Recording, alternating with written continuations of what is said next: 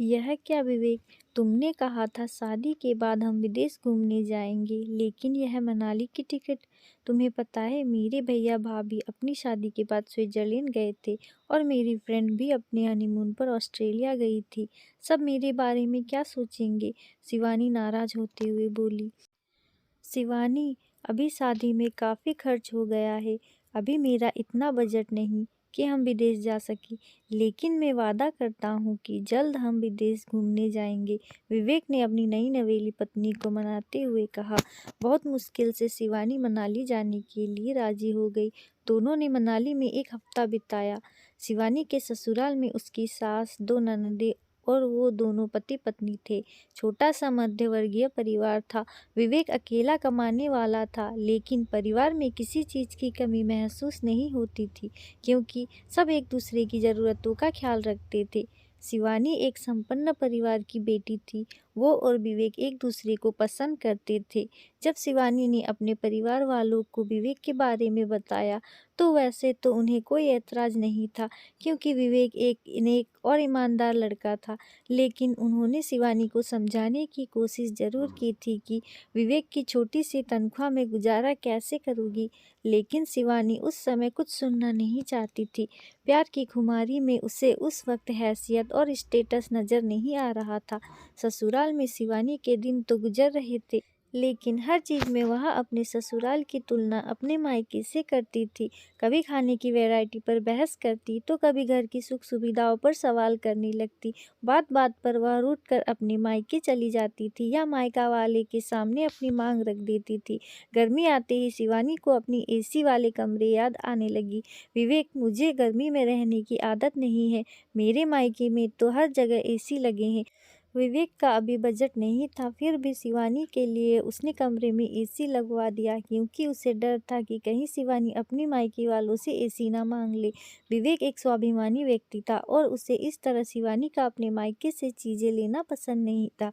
अगले महीने शिवानी का जन्मदिन था और वह बहुत उत्साहित थी। सुबह उसकी सास ने बहू बेटे के साथ आरती की और शिवानी को जन्मदिन की भी बधाई दी। शिवानी सोच रही थी कि उसके मायके की तरह यहाँ भी उसके जन्मदिन पर बहुत बड़ी पार्टी होगी, लेकिन शाम को विवेक उसे सिर्फ डिनर पर लेकर चला गया, तो शिवानी का गुस्सा फूट पड़ा। विवेक, तुमने तो मेरा सारा मूड खराब कर दिया। पता है मेरे पापा मेरे जन्मदिन पर कितनी बड़ी पार्टी रखते थे। मैं जो मांगती थी मुझे गिफ्ट में मिल जाता था। यहाँ तो किसी को मेरी कदर ही नहीं है।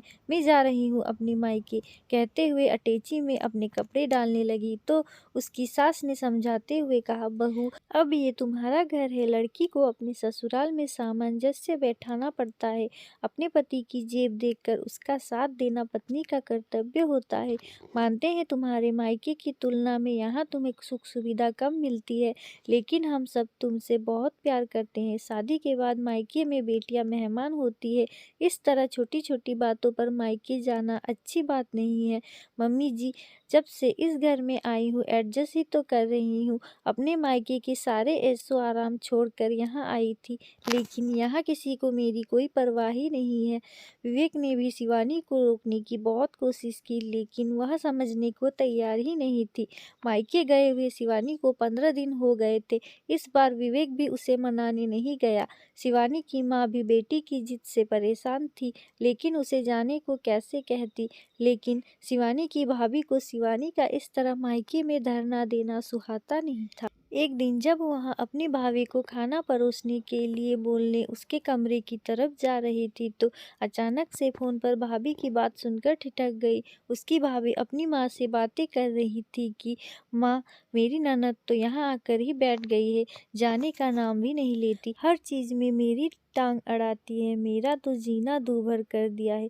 जब से शादी हुई है तब से हर रोज़ कोई ना कोई फरमाइश रख देती है। उसे तो अपने पति की इज्जत का भी ख्याल नहीं है।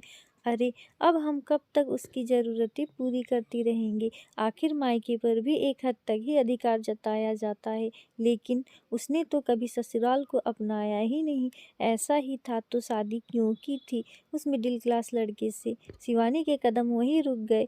गला सूखने लगा था और आंखें बरस पड़ी थी। दिमाग में अपनी सास की कही बातें गूंज रही थी। सासू माँ ठीक ही कह रही थी, अब ससुराल ही मेरा घर है। जिस मायके पर मैं पहले की तरह अपना अपना अधिकार समझती थी, वह अधिकार तो कब का खत्म हो गया। मायके में भी तभी इज्जत मिलती है जब हम अपने ससुराल वालों की इज्जत करते हैं। सच में शादी के बाद बेटियां मेहमान बन जाती है। गलती तो मेरी ही थी कि मैंने कभी वास्तविकता को स्वीकारा ही नहीं। नहीं, मैं अपना और अपने पति का अपमान नहीं होने दूंगी। मेरा ससुराल चाहे जैसा भी हो, लेकिन वहाँ मैं हक से तो रहती हूँ। उसी दिन शिवानी ने विवेक को फ़ोन किया। विवेक, मुझे तुम्हारी बहुत याद आ रही है, मुझे यहाँ से अपने घर ले चलो। यह सुनते ही विवेक का चेहरा खिल उठा। वह बहुत खुश था, आखिर अब सही मायने में उसका घर बसने वाला था। दोस्तों, कई घरों में ऐसा होता है कि बहू अपनी ससुराल की तुलना मायके से करती रहती है, लेकिन हर घर परिवार की अपना अलग परिवेश और अलग स्थिति होती है। खुद को उस हिसाब से ढाल लेना एक स्त्री का हुनर होता है, जो गृहस्थ जीवन को बहुत मजबूत बनाता है। लेकिन इसका मतलब यह नहीं कि सारे सामंजस्य स्त्री को ही बैठानी चाहिए।